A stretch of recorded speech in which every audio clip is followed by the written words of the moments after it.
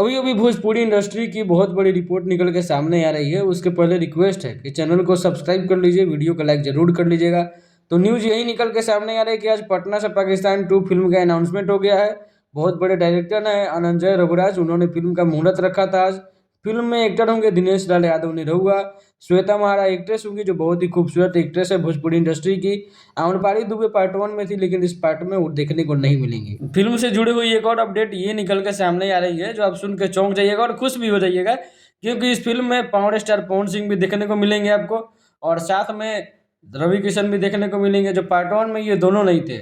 और इस बार surprise factor के रूप में रखा गया है। ये अंदर की खबर है, जैसा कि हम लोगों को पता चला है तो सोचे आपको इन्फॉर्म कर दे। दूसरी खबर अक्षरा सिंह को लेकर के है कि अक्षरा सिंह का, जैसे आप जानते हैं, दिनेश लाल यादव के साथ फिल्म आ रही है 4 फेरे 7 वचन करके। तो दिनेश लाल यादव के 2 प्रोजेक्ट्स हैं, एक नई प्रोजेक्ट शुरू हो रही है और एक प्रोजेक्ट की शूटिंग लगभग कंप्लीट होने वाली है। वीडियो अच्छी लगे तो चैनल को सब्सक्राइब जरूर कीजिएगा और वीडियो को लाइक जरूर कीजिएगा ताकि अगला अपडेट टाइम टू टाइम मिले।